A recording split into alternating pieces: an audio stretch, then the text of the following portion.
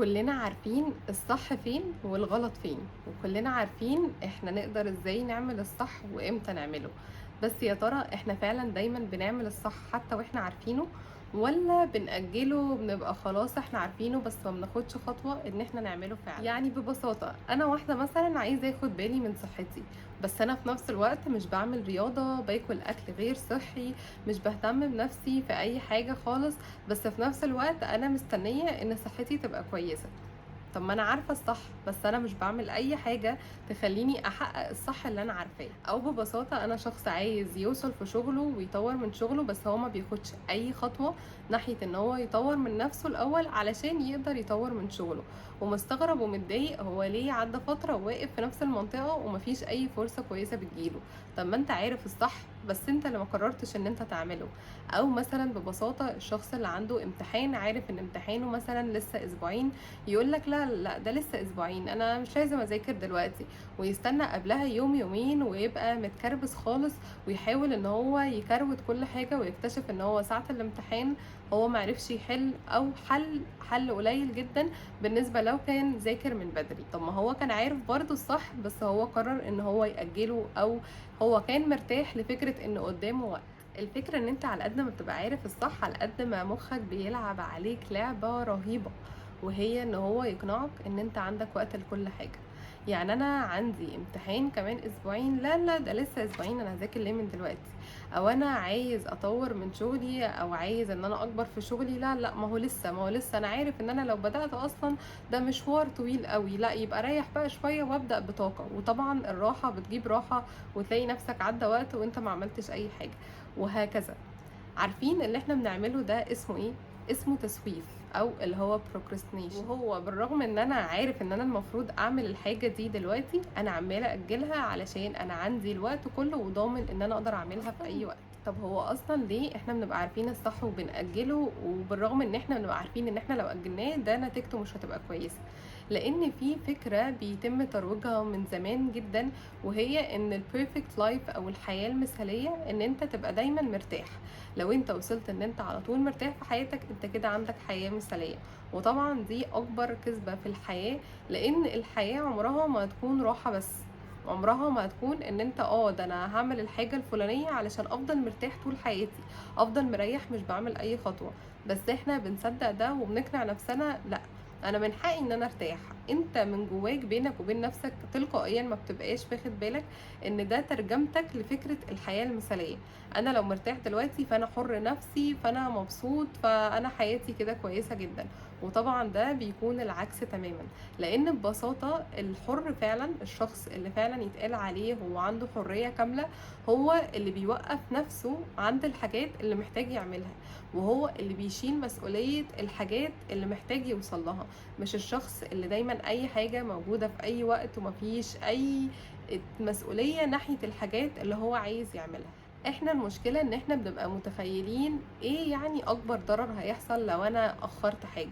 هو انا بس يعني حياتي هتقف على ان انا اخرت الحاجة الفلانية؟ دي كلها كلام بنقوله لنفسنا. واللي انا عايزة اقوله لك ان حاجة صغيرة تتأخر في حاجة تانية صغيرة تتأخر، وهكذا هتلاقي ان حياتك كلها بدأت تتأخر. التأخر أو التسويف مش في الأفعال اللي احنا بنعملها في يومنا بس، لا دي كمان في العلاقات. يعني كام واحد فينا جاله مسج أو جاله مكالمة وشافها وبص عليها، بس قال أنا مش هرد دلوقتي، أنا هرد بكرة، أو هرد لما أخلص شغلي، أو هرد لما أبقى فاضي، ويلاقي نفسه إن هو عدى فترة ونسي أصلا يرد على الشخص ده، أو نسي إن هو يكلمه. أو كان بيشوف حد صدفة وقال له لا ده أنا يا عم أنا هظبط معاك وأكلمك، محتاجين بجد نقعد مع بعض قعدة، ومجرد ما يمشي يقول لا طب خلاص مش لازم اكلمه دلوقتي، بكره ابقى اكلمه.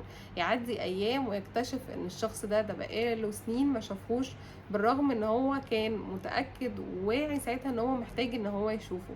قيس على ده في علاقات اللي انت حواليك، او العلاقات اللي هي مهمة بالنسبة لك، هتلاقي ان احنا بنستخدم التسويف فيها بشكل مبالغ فيه. والفكرة ان دي كمان بقت حاجة اللي هو الناس بتتمنظر بيها، اللي هو يا عم ده انا شفت المسج بتاعتك رديت بعد 5 سنين، هي دي مش حاجة حلوة، انت بتخسر الناس دي وانت مش واخد بالك.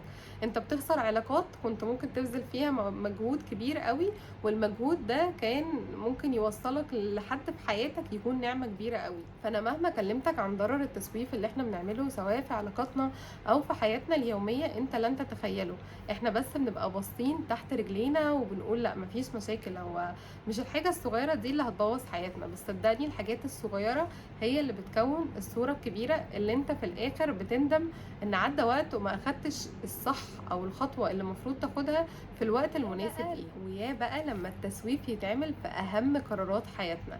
يعني مثلا انا عايز ان انا اطور من نفسي او اوصل لهدف كبير قوي في حياتي، بس انا في النص زهقت وتعبان مش قادر اكمل.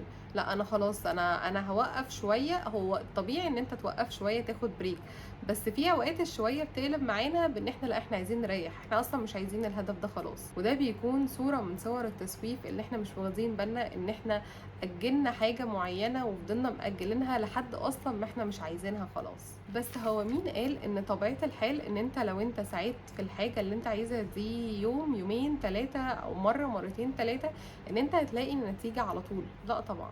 هو ربنا خلق الحياه فيها توازن تام، وهي ان زي ما في فرحة وسعادة، بس انت لازم تتعب وتسعى وتثبت ولائك ده فعلا لربنا وايمانك بيه، ان انت تصبر على الحاجات الصعبة وتصبر على السعي عشان توصل للحاجات الكويسة او توصل للاهداف اللي انت عايز توصلها. تأثر على تفكيرك في فكرة اللي هو لا لا لا انا مش لازم اعمل الحاجة الفلانية، هو الدنيا يعني هتقف على الحاجة دي، انا مش لازم اكمل دلوقتي، انا تعبت، انا هوقف وبعدين هبقى اكمل. وطبعا بعدين بتجر في بعدين، فبعدين تفضل ان انت تعمل عملية التسويف دي لحد ما انت تلاقي ان انت حياتك ما عملتش فيها اي حاجة من اللي انت عايزها، وبرضو بتبقى حاسس احساس بكآبة وضيقة، بس المرة دي انت اللي مسبب لنفسك الكآبة والضيقة دي. كلمتي الاخيرة كالعادة وهي ان انت لو في ايدك تعمل حاجة دلوقتي اعملها دلوقتي. بلاش الكسل او الشيطان او فكرك ان انت عندك وقت يخليك تأجل الحاجة، سواء الحاجة دي في علاقات، في أهداف مهمة في حياتك. لأن صدقني انت لو عملت كده في كل حاجة في حياتك هتلاقي ان حياتك ملهاش اي معنى، وهتلاقي ان انت ثقتك بنفسك قلت، لان انت حاسس دايما ان انت مش بتقدر تعمل اي حاجة. حلو ان انت ترتاح، بس ترتاح في الوقت اللي مناسب فيه الراحة، مش على طول دايما تصدق فكرة ان انا حياتي تبقى مثالية لو انا على طول مرتاح. صدقني دي كذبة كبيرة جدا واوعى تمشي وراها. اشوفكم يوم تاني ان شاء الله.